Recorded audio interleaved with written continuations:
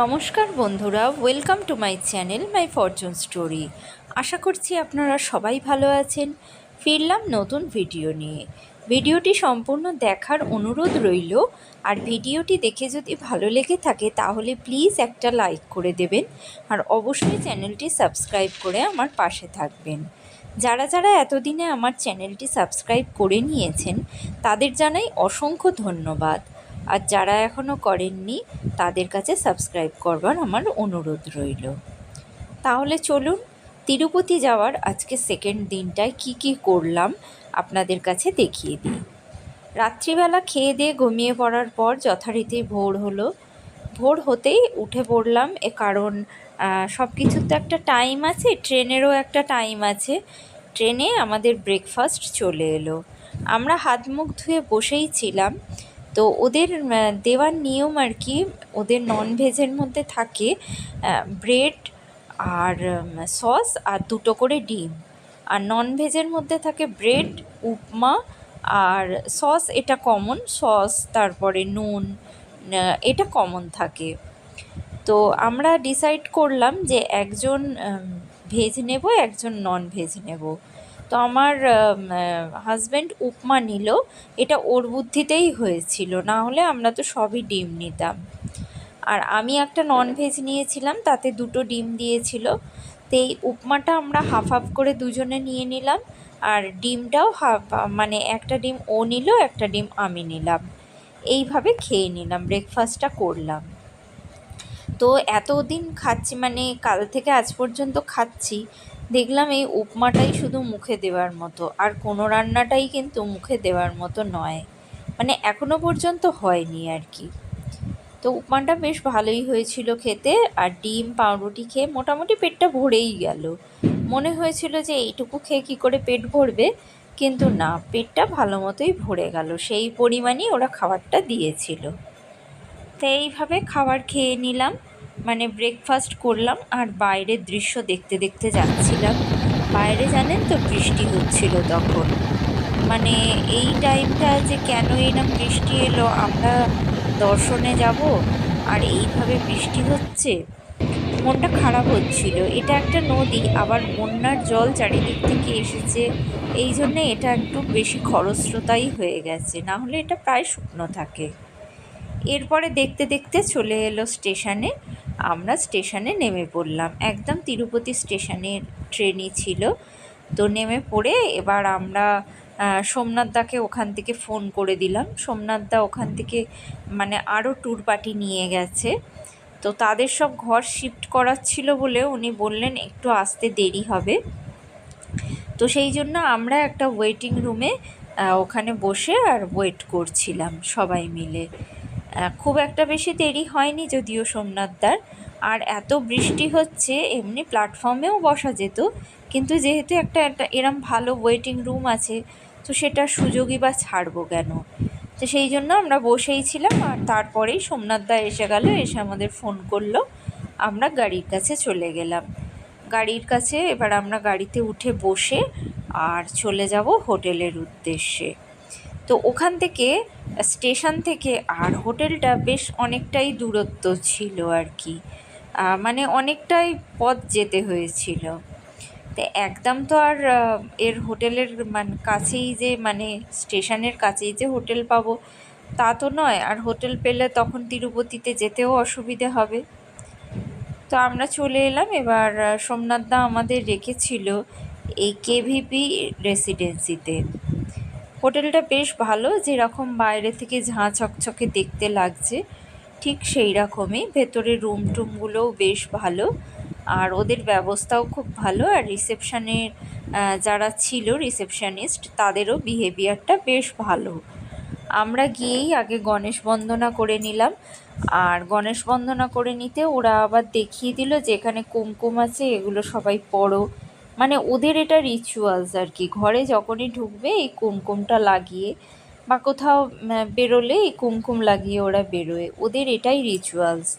তা বললো আমরাও নিয়ে একটু সবার, মানে আমার দিদি সবার কপালে দিয়ে দিল, আমিও নিজে একটু পরে নিয়েছি। ওদের এই জিনিসগুলো খুব ভালো লাগে, আর যে যার কালচারের মধ্যে না এই জিনিসগুলো দেখতেও বেশ ভালো লাগে।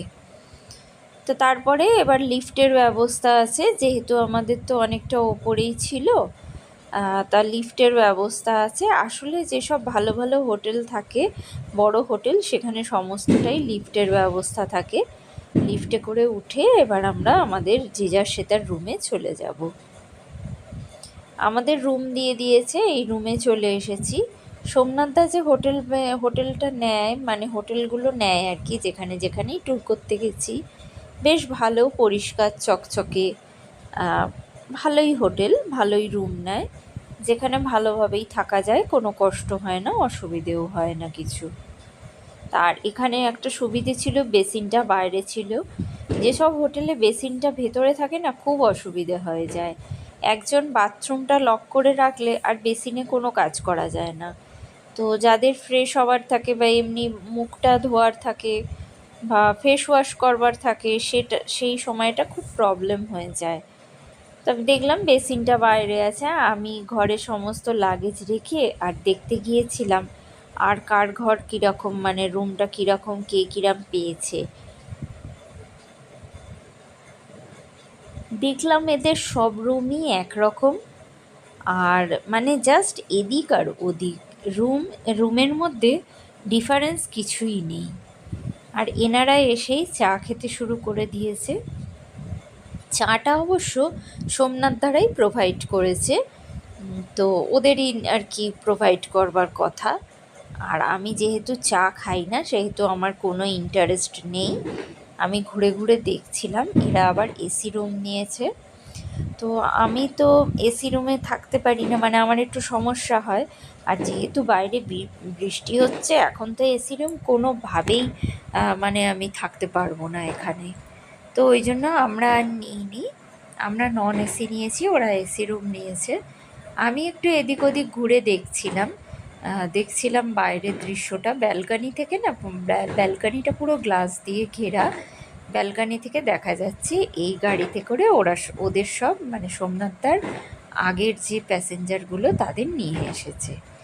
তারপরে আমি স্নান টান করে ফ্রেশ হয়ে চলে যাচ্ছি নিচে। অলরেডি আমার হাজব্যান্ড নিচে চলেই এসেছে। আর এখানে হয়েছে পটল, আলু, পেঁয়াজ দিয়ে একটা এরা তরকারি করেছিল, খুব সুন্দর। ওরা আগে করেছিল চানা মশলা, কিন্তু ওদের যে আগের প্যাসেঞ্জারেরা আছে তারা খেয়েছে, তো তাতে করে সব শেষ হয়ে গেছে। এরা আবার একটা নতুন তরকারি রান্না করেছে, আমরা আর কি আছি বলে, মানে আমরা গিয়ে আর কি ব্রেকফাস্ট করবো বলে। তারপর ওরা কুকিং স্টাফ আছে, সোমনাথ দা বাকি আছে, এই রকম। তো আমি কি করলাম, আমরা সবাই মিলে খেতেই শুরু করে দিলাম। ওরা সার্ভ করলো। আর বলবো কি, সত্যি তরকারিটা এত সুন্দর খেতে হয়েছিল। ওরা কিন্তু পুরো রেডিমেড করে দিয়েছে, মানে ওদের কাছে খুব একটা বেশি টাইম ছিল না, খুব কম টাইমের মধ্যেই কিন্তু ওরা রেডিমেডভাবেই তরকারিটা রান্না করেছে। কিন্তু এত সুন্দর লাগছিল খেতে না, কি বলবো। আর সত্যি কথা বলতে কি, আমরা ব্রেকফাস্ট করেছি অনেক আগে তো, আর এখন যখন আমরা ব্রেকফাস্ট করছি আবার, তখন কিন্তু বেশ খিদে পেয়ে গেছে। আসলে যা খেয়েছি, তারপর অনেকটা গাড়িতে করে এসেছি, অনেকটা টাইম চলে গেছে, খিদে তো পাবেই, এটা স্বাভাবিক। আর আমার দিব্যসোনা, ও তো কিছুই খেতে পারে না, যা খায় তাতেই ওর ঝাল লাগে।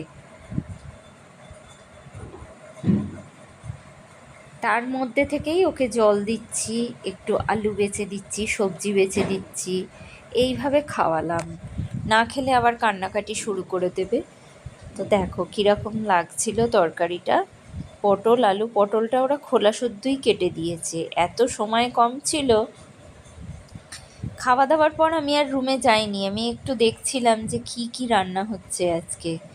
ওরা মাছ টাছ, মানে ব্রেকফাস্ট ওদের হয়ে যাওয়ার পরেই ওরা নেক্সট আইটেমের জন্য তোড়জোড় শুরু করে দেয়।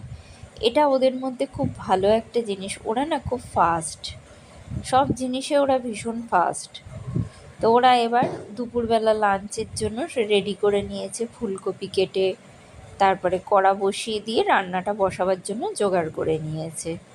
আর এই যে একজন কুক রান্নাটাও বসিয়েও দিয়েছে। আর এই যে ইনি হচ্ছেন চলন্তিকা ট্যুর অ্যান্ড ট্রাভেলসের মালিক, ইনি সবার শেষে খাচ্ছেন।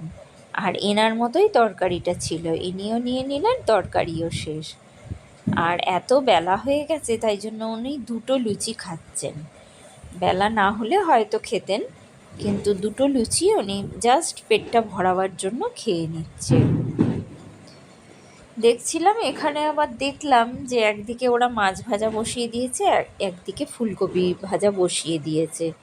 অর্ধেক মাছ মানে কিছুটা পরিমাণ মাছ ওদের ভেজে তোলাও হয়ে গেছে, দ্বিতীয় কড়াইয়ে মাছ দিয়েছে, আর এদিকে ফুলকপি ভাজছে একদিকে। আজকে ডাল, ফুলকপি আলুর তরকারি আর মাছের ঝাল, এই রকম একটা আইটেম হওয়ার কথা আছে। তো আমি এদিক ওদিক করতে করতে দিব্যকে তো এসেই চান করিয়ে দিয়েছিলাম, আমি জানি ওর খাওয়ার টাইমটা।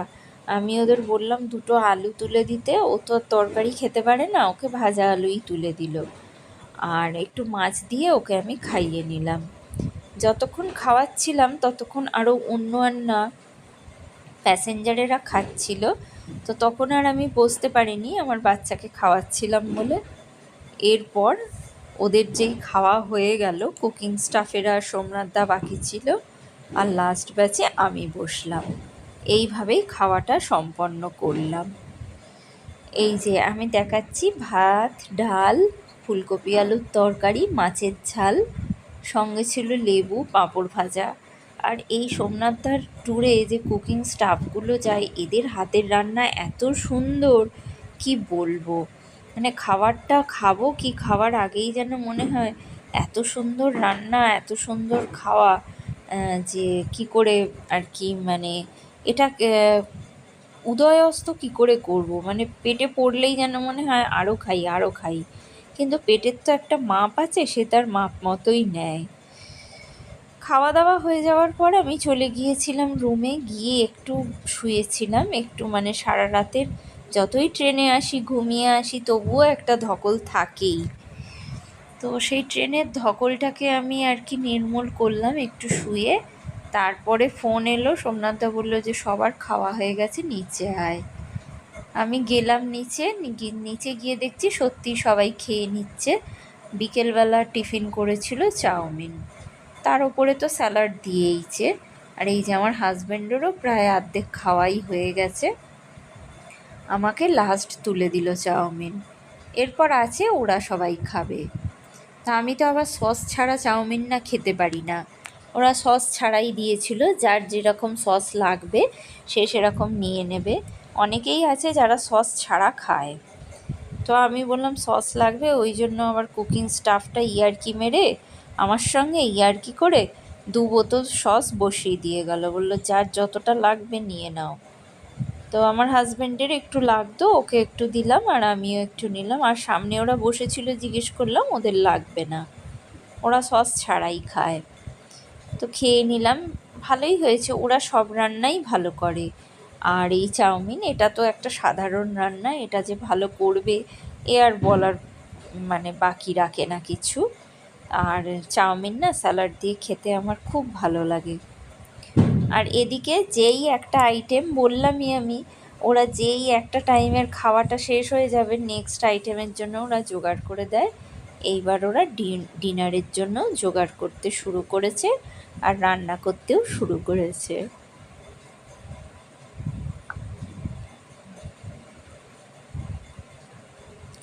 কি রান্না হবে এইভাবে দেখে, আর আমাদের গাড়ির অনেকেরাই ছিল যারা বসে বসে ওখানে গল্প করছিল, কারণ বাইরে এত বৃষ্টি হচ্ছে আজকে, আর বেশি কিছু দেখার নেই, ওই জন্য গল্প টল্প করে যে যার রুমে চলে গেলাম। এরপর আমাদের ডিনার সারা হয়ে গেল, ডিনার দেওয়ার পরেই আমরা বেরিয়ে যাচ্ছি। এখন বাজে রাত্রি 12টা। এখন আমরা চলে যাচ্ছি কাউন্টারে, সেখানে আধার এন্ট্রি করাতে হবে। আধার এন্ট্রি করাবার পরেই আমরা তিরুপতি দর্শন করতে পারবো, না হলে আমরা তিরুপতি দর্শন করতে পারবো না। আধার কার্ড এন্ট্রির জন্য আমরা চলে যাচ্ছি। রাত 12টা, চোখে ঘুম ভর্তি। এই দিনটা না সত্যিই বলতে কি ঘুম হয় না, আবার কি মানে আবার যেতেও হবে, 12টার পর ছাড়া তো এন্ট্রি করেও না। 12টা থেকে 2টো এর মধ্যে টাইম আছে, বেশি লোক থাকলে একটু বাড়ায়। তো এইভাবে আমরা আধার এন্ট্রি করে নিলাম। পরের দিন আমাদের তিরুপতি দর্শনের ডেট। তো ভিডিওটি আজ এই পর্যন্ত রাখলাম, ফিরবো নতুন ভিডিও নিয়ে। ততক্ষণের জন্য সবাই ভালো থাকবেন, সুস্থ থাকবেন। ভগবান সবার মঙ্গল করুন।